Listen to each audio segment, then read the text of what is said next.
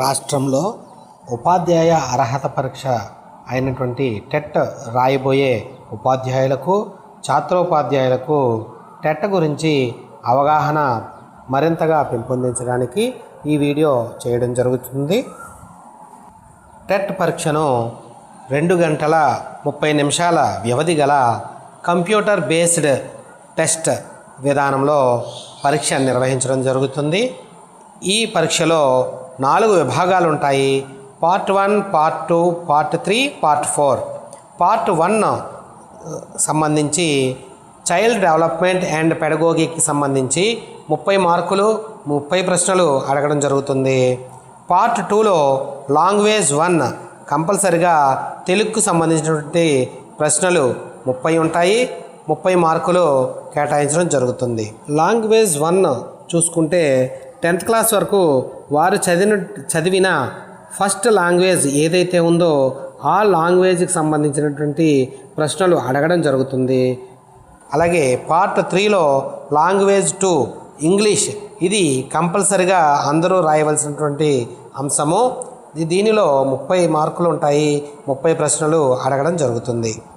Part 4లో maths science విభాగము మరియు social studies అలాగే లాంగ్వేజ్ విభాగము 3 అంశాలు ఉంటాయి. ఈ విభాగంలో మ్యాథ్స్ సైన్స్ వాళ్ళు మ్యాథ్స్ కంటెంట్ 16 మార్కులు, అలాగే మ్యాథ్స్ పెడగోగి 4 మార్కులకు సంబంధించిన ప్రశ్నలు అడగడం జరుగుతుంది. అలాగే ఫిజికల్ సైన్స్ కంటెంట్కి సంబంధించి 16 మార్కులు, పెడగోగికి సంబంధించి 4 మార్కుల ప్రశ్నలు అడుగుతారు. అలాగే బయలాజికల్ సైన్స్ వారికి కంటెంట్ 16, పెడగోగి 4 మార్కులకు అడగడం జరుగుతుంది. పార్ట్ 4లో మ్యాథ్స్ సైన్స్ రాసే వాళ్ళకి ఈ అంశాలు అన్నీ కూడా కంపల్సరిగా చదవలసినటువంటి అవసరం ఉంది. పార్ట్ 4లో సోషల్ స్టడీస్కి సంబంధించి ఎవరైతే రాస్తారో వారు కంటెంట్కి సంబంధించి 48 మార్కుల ప్రశ్నలు, అలాగే పెడగోగికి సంబంధించి 12 మార్కుల ప్రశ్నలు ఉంటాయి. మొత్తంగా సోషల్ స్టడీస్లో 60 మార్కులకు సంబంధించినటువంటి ప్రశ్నలు అడగడం జరుగుతుంది. అలాగే లాంగ్వేజ్ విభాగానికి కంటెంట్ 48, పెడగోగికి సంబంధించి 12 మార్కులకు ప్రశ్నలు అడగడం జరుగుతుంది. మొత్తంగా 4 పార్ట్లలో కలిపి 150 ప్రశ్నలకు 150 మార్కులకు అడగడం జరుగుతుంది. పార్ట్ 1లో అడిగే ప్రశ్నలు చైల్డ్ డెవలప్మెంట్ పెడగోగికి సంబంధించి 30 ప్రశ్నలు ఏ విభాగాల నుంచి అడుగుతారో ఒకసారి చూద్దాము.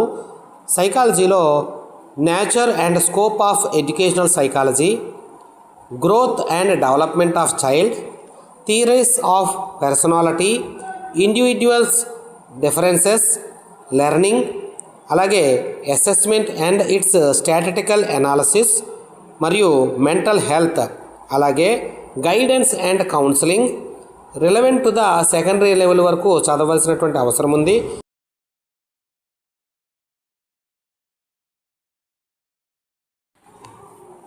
రెండు 2014-2025 మధ్యన అకాడమీ బుక్స్ ఏవైతే రిలీజ్ అయ్యాయో ఆ బుక్స్ను కంపల్సరిగా చదవలసినటువంటి అవసరం ఉంది. బీఈడీ కరికులం ఆధారంగా ఆంధ్రప్రదేశ్ ప్రభుత్వం రూపొందించిన అకాడమీ బుక్స్ పూర్తిగా చదవాలి. ప్రశ్న విధానానికి వస్తే లింకేజ్ ఆఫ్ ఇంటర్ లెవెల్, అలాగే tested conceptual and understanding levels, critical thinking, creative thinking, analytical thinking అనే అంశాలు ఆధారంగా ప్రశ్న విధానం అనేది ఉంటుంది. కాబట్టి ఇచ్చిన ప్రశ్నకు సరైన సమాధానం గుర్తించడంలో కొద్దిగా శ్రద్ధ వహించాలి. పార్ట్ 2లో లాంగ్వేజ్ 1 తెలుగు విభాగంలో పఠన అవగాహనకు సంబంధించిన ప్రశ్నలు ఉంటాయి. ఈ పఠన అవగాహన అనేది అపరిచిత పద్యము, అపరిచిత గద్యం ఆధారంగా ప్రశ్నలు ఇస్తారు. కాబట్టి ఈ ప్రశ్నలు గుర్తించడం చాలా తేలిక అని భావించవచ్చు. అందువల్ల బాగా చదివినట్లయితే వాటి యొక్క భావాన్ని అర్థం చేసుకుని చాలా తేలికగా రాయవచ్చు. పూర్తి మార్కులు పొందే అవకాశం ఉన్నటువంటి ఈ భాగంలో పూర్తిగా మార్కులు పొందాలి. తెలుగు వాచకాల నుండి అడిగే ప్రశ్నలకు సంబంధించి 6వ తరగతి నుండి 10వ తరగతి వరకు ఆంధ్రప్రదేశ్ ప్రభుత్వం వారు రూపొందించిన పాఠ్యపుస్తకాలను క్షుణ్ణంగా చదవలసిన అవసరం ఉంది. ప్రస్తుతం 2026 లో విడుదల చేసిన టెట్కి సంబంధించి 2025-26 అకాడమిక్ ఇయర్స్లో ఏ పాఠ్యపుస్తకాలు అయితే ఉన్నాయో ఆ పాఠ్యపుస్తకాలను క్షుణ్ణంగా చదవాలి. తెలుగు వాచకం నుండి కవి పరిచయాలు, విశేషాంశాలు, ఉద్దేశాలు, ఇతివృత్తాలు, ప్రక్రియలు చదవలసినటువంటి అవసరం ఉంది. పదజాలానికి చెందిన విభాగంలో అర్థాలు, పర్యాయ పదాలు, ప్రకృతి వికృతులు, నానార్థాలు, జాతీయాలు, సామెతలు, పొడుపు కథలు, వ్యుత్పత్తి అర్థాలు, మాండలిక పదకోశం నుంచి పదాలు చదవాలి. అలాగే భాషాంశాలకు సంబంధించి భాషా భాగాలు, కాలాలు, లింగాలు, పురుషులు, విరామ చిహ్నాలు, క్రియలు, వాటి రకాలు, వచనాలు, వ్యాకరణ పారిభాషిక పదాలు మొదలైనవి చదవలసినటువంటి అవసరం ఉంది.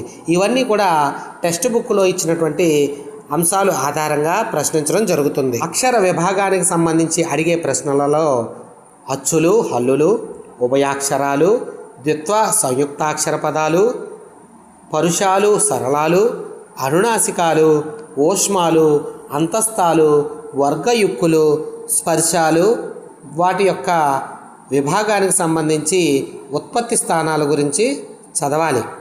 అర్థాలు చదవాలి. వర్ణోత్పత్తి స్థానాలు ప్రధానంగా చదవలసినటువంటి అవసరం ఉంది. వ్యాకరణాంశాలలో సందులు, వాటి నిర్వచనాలు, అత్వసంధి, యత్వసంధి, ఉత్వసంధి, ఎడాగమ, సరళాదేశ సంధి, గా సా డా దా వా ఆదేశ సంధి, ఆమ్రేడిత సంధి, ద్విరుక్త టకార ఆదేశ సంధి, లు లా నాల సంధి వంటి తెలుగు సంధుల గురించి చదవలసిన అవసరం ఉంది. సంస్కృత సంధులు సవర్ణ దీర్ఘ సంధి, గుణ సంధి, యనాదేశ సంధి, వృద్ధి సంధి మొదలైన సంధి పదాలు ఎలా విడదీయాలి, విడదీసిన తర్వాత వాటి సంధి సూత్రం ఆధారంగా ఎలా ఏర్పడుతుంది అనేది సూత్రం ఆధారంగా ఎలా ఏర్పడుతుంది అనేది గమనించాలి. సంధి పదాలతో పాటు సమాస పదాల గురించి కూడా చదవాలి. విగ్రహ వాక్యాలను గుర్తించడం, విగ్రహ వాక్యాలను సమాస పదాలుగా కూర్చడం వంటివి ప్రాక్టీస్ చేయాలి. సమాసనామాలు చదవాలి. ఛందస్సు గురించి చదవాలి. గురులఘువులను గుర్తించగలగాలి. ఇచ్చిన పదానికి గురులఘువులు గుర్తించి ఏ గణానికి చెందిందో సమాధానము సూచించగలగాలి. 6వ తరగతి నుండి 10వ తరగతి వరకు ఉన్నటువంటి పాఠ్యాంశాలలో ఇచ్చిన అలంకారాలు అన్నీ కూడా గుర్తించాలి. వాక్య భేదాలకు సంబంధించి అడిగే ప్రశ్నలలో కర్తరి కర్మణి వాక్యానికి సంబంధించి ప్రశ్నలు ఉంటాయి. ఆధునిక వచనంలోనికి మార్చే ప్రశ్నలు ఉంటాయి. సామాన్య వాక్యం, సంయుక్త వాక్యాలు గుర్తించుట, సంశ్లిష్ట వాక్యాలకు సంబంధించినటువంటి ప్రశ్నలు, నిషేధార్థక వాక్యాలు, అనుమత్యార్థక వాక్యాలు, ఈ ప్రశ్నలన్నీ కూడా వాచకం ఆధారంగానే అడగడం జరుగుతుంది. తెలుగు మెథడాలజీకి సంబంధించి అడిగే ప్రశ్నలు 6 మార్కులు ప్రశ్నలు ఏ అంశాల నుంచి అడుగుతారో తెలుసుకుందాం. మాతృభాష, వాటి చరిత్ర, భాషా స్వభావము, భాషా పరిధి, అలాగే భాషా నైపుణ్యాలు గురించి ప్రశ్నలు అడుగుతారు. అలాగే మాతృభాష బోధనా లక్ష్యాలు, సాధించాల్సిన సామర్థ్యాలపై ప్రశ్నలు ఉంటాయి. బోధనా పద్ధతులపై ప్రశ్నలు ఉంటాయి. ప్రణాళిక రచన, వనరుల వినియోగం అంటే TLMకి సంబంధించి ప్రశ్నలు ఉంటాయి. బోధన అభ్యసన ఉపకరణాలు గురించి ప్రశ్నలు ఉంటాయి. మూల్యాంకనం, నిరంతర సమగ్ర మూల్యాంకనంపై ప్రశ్నలు ఉంటాయి. అలాగే దత్తాంత విశ్లేషణ గురించిన ప్రశ్నలు ఉంటాయి.